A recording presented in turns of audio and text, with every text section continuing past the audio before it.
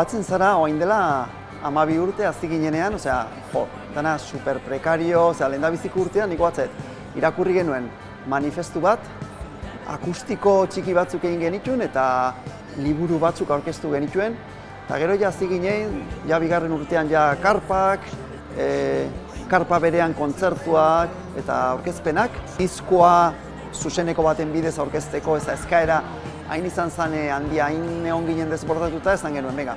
Gaina, izen eman daia, esan genuen, venga, izen ematea bertan bera, eta bilatuko dugu dirua bigarren eskenatoki bat jartzeko, ez da? Goazen naiz, lehenengo aldia etorri nintzala Ahotseneara jotzea, izan zen 2015 urtean diskoa aurkeztera etorri ginela, izan zen igande batez.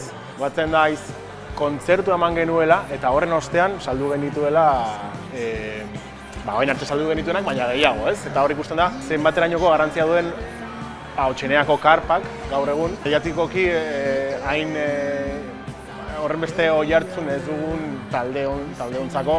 Eta talde askorentzat da, leiho bat. Hori da.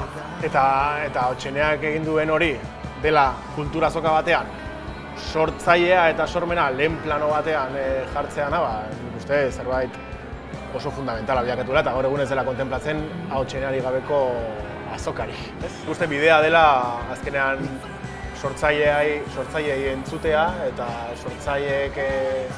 sortzaileen eskariaren arabera eta diseinatzen azkenean guneekin batera etorkizuneko azoka.